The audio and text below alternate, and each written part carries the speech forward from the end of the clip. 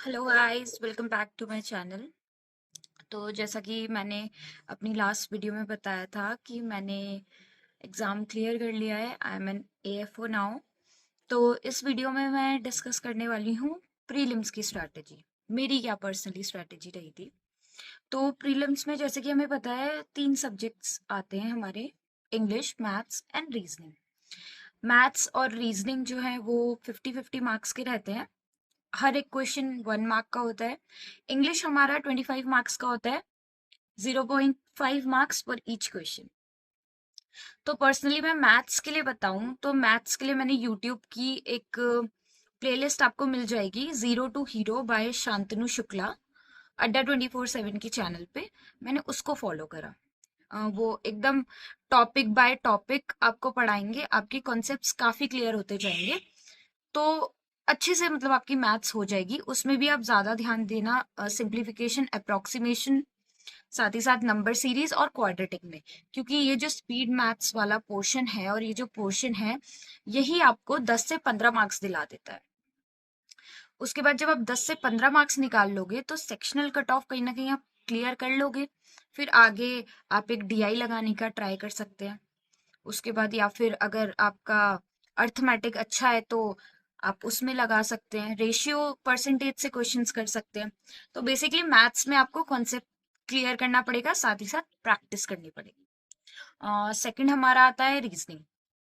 Reasoning के लिए भी आपको बहुत सारी वीडियोस मिल जाएगी, अच्छी अच्छी वीडियोस मिल जाएगी। सोना शर्मा मैम है, उनकी वीडियोस आप फॉलो कर सकते हैं रीजनिंग के लिए। रीजनिंग में जैसे कि पजल हो गया, सिटिंग अरेंजमेंट हो गया, ये टॉपिक्स ऐसे हैं जो मांगेंगे टाइम, ये मांगेंगे प्रैक्टिस। साथ ही साथ सिलॉजिज्म हो गया, अल्फा न्यूमेरिक सीरीज हो गया, या ब्लड रिलेशंस हो गया, ये इतने ज्यादा टाइम कंज्यूमिंग नहीं है। ये कॉन्सेप्ट्स आपको इजीली समझ आ जाएंगे, इजीली आप कर भी लेंगे। रीजनिंग कंपैरेटिवली इजी होती है। मतलब पर्सनली मेरे को ऐसा लगता है कि reasoning is easier than maths and English.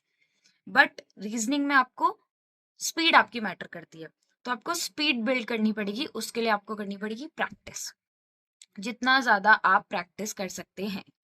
English के लिए पर्सनली मैंने ना कोई यूट्यूब, ना मतलब कुछ फॉलो नहीं करा।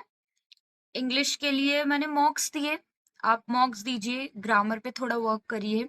रीडिंग कॉम्प्रिहेंशन का एक काफी मेजर पार्ट आता है इंग्लिश में, तो आप रीडिंग की हैबिट बनाइए। आप पैराग्राफ रीड कर सकते हैं, कुछ भी रीड करिए, कोई कॉलम रीड करिए, जो भी आपको कुछ इंटरेस्टिंग लगती है चीजें, उसके बारे में पढ़िए इन इंग्लिश। कुछ इंग्लिश देखिए विदाउट सबटाइटल्स, तो वो आपको काफी हेल्पफुल रहेगा। मॉक्स दीजिए। तो मॉक्स से ये बात आती है कि जब आपके एग्जाम के लिए अराउंड 1 या 1.5 महीना हो तो आप मॉक देना स्टार्ट कर दीजिए। आप सब्जेक्ट वाइज मॉक्स दीजिए, थोड़ा थोड़ा धीरे धीरे करके।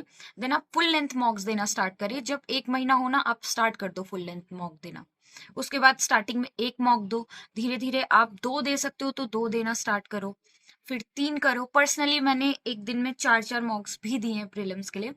अब क्योंकि अब आप आइडिया नहीं लगा सकते हो प्रीलिम्स का कट ऑफ कितना जाएगा। प्रीलिम्स का कट ऑफ 51 गया था, जो कि हाईएस्ट रहा है सारे सालों में से, और काफी रहा है, काफी ज्यादा था वो तो। काफी लोग प्रीलिम्स में ही बाहर हो जाते हैं। तो चाहे मेंस के लिए आपने कितना भी प्रिपेयर करा हो, बट प्रीलिम्स तो आपको क्लियर करना ही पड़ेगा अगर आपको मेंस में बैठना है तो इसके लिए मॉक्स दीजिए, प्रैक्टिस करिए आखिरी के टाइम पे। उससे पहले आप कॉन्सेप्ट्स अपने तैयार रखिए। ठीक है, मेरा मानना यह है कि जो अभी का टाइम है इसमें आप थोड़ा प्रीलिम्स कर ले, मैथ्स में थोड़ा अपना कॉन्सेप्ट्स देख लें क्या क्या है, मेंस भी अगर बैलेंस कर सकते हैं साथ में तो मेंस भी करें।